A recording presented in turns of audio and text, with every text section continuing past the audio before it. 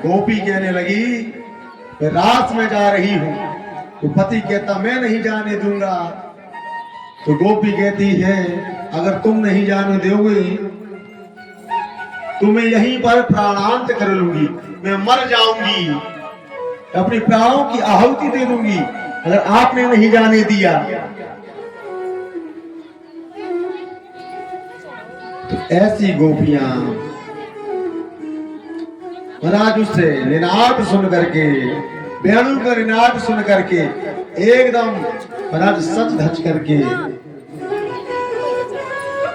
और कहां पर जाती हैं? वही यमुना किनारे जाती हैं जहां भगवान वेणु बजा रहे हैं। सारी गोपियां इकट्ठी हो गई हैं। सारी जो ब्रज की गोपांगना है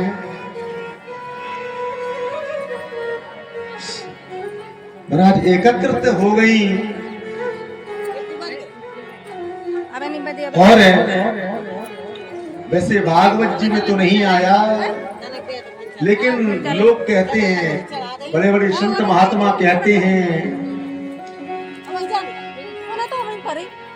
राधा जी का श्लोक तो नहीं आया, लेकिन श्री ब्रखवान नंदिनी राधा जी का भी आगमन हुआ है वहां पर।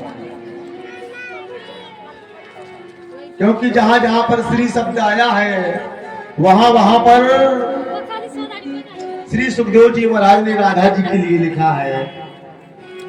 तो ब्रखवान नंदिनी श्री ब्रखवान दुलारी राधा जी भी आई हैं। सारी महाराज गोपियां इकट्ठी हो गई। तो भगवान कहने लगे अरे गोपियों आपको लाज नहीं आती, आपको शर्म नहीं आती है?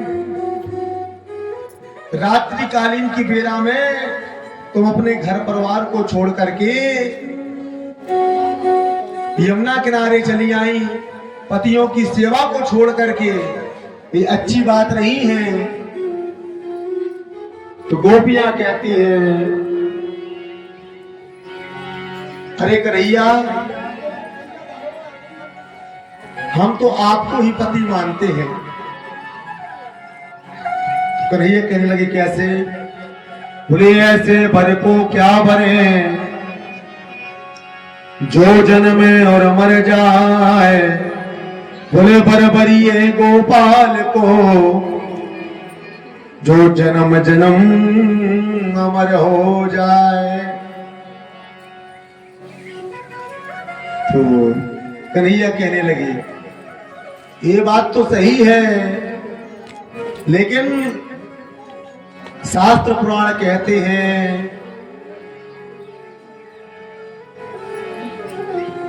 कि हमारी माताओं बहनों के लिए घर की सेवा ही सर्वोपरि सेवा है, पति की सेवा ही सर्वोपरि सेवा है, छोटे बालक की सेवा ही सर्वोपरि सेवा है, बूढ़े सास ससुर की सेवा ही सब कुछ है ना। रामायण में भी लिखा बाबा गोस्वामी तुलसीदास जी ने,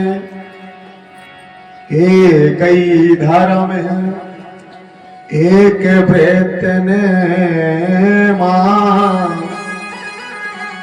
काय बचन मने पति पद प्रेमा। कहते माताओं के सारे तीर्थ है। माता सुनैना ने सीता जी को ये वचन कहे थे जब सीता जी की विदाई हो रही थी, तब ये वचन उच्चारे थे कि अपने ससुराल को ही महाराज घर समझना और उस घर में इतना समस्त लोगों से प्रेम करना कि कभी भूल करके मायके की याद ना हो। एवं जो देवर है उनको छोटा भाई समझना, जो जेठ है महाराज उनको बड़ा भाई समझना, जो ससुर है तो उनको पिता समझना, और जो माँ है तो अपनी माँ ही स्वरूप उनको समझना, और यही आपके जीवन के परम कर्तव्य हैं, इस सीता जी को बताए थे। और बोले पति की सर्वोपरि सेवा पत्नी के लिए है, कोई व्रत पूजा बाद में, पहले पति की सेवा। ये धर्म शास्त्र कहते, हम नहीं कह रहे। अब ऐसा नहीं भैया 5 बजे से जागे, बड़ा सा लोटा लिया, सुमराज मंदिर चल दिए। अब यहाँ पर पति देव बिना चाय के, बिना नाश्ता के, उनको ऑफिस जाना है ना, ड्यूटी में जाना है, काम में जाना है। अब वो इंतजार कर रहे कब मंदिर से आएंगे ये लोग, कब चाय मिलेगी हमको, तो भूखे ही चले गए। तो ऐसा नहीं होना चाहिए, पहले घर की सेवा फिर बाद में देव पूजा। तो तभी हमारी माताओं का धर्म अग्रसर होता है, तभी अग्रसर होता है, ये धर्म शास्त्र कहते हैं। तो कन्हैया कहने लगे कि आप गलत करती हो, अपनी पतियों की सेवा त्याग करके आप छोड़ करके भैयाई। गोविंद भगवान की जय।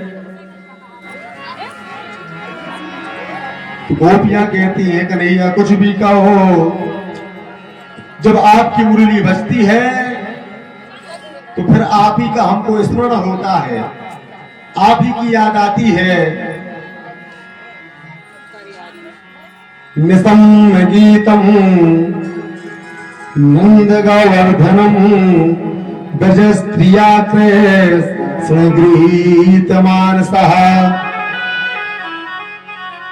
आज्ञान मनोरथो मलचोगमा सायत्र कांतो जवलोल कुंडला। गोपियां कह रही हैं आपकी मुरली बजती है तो आपके एक एक स्वरूप का महाराज हमको याद आने लगती है। यत्र कांतो जवलोल कुंडला, आपके कानों के कुंडल, आपका मोर पंख है,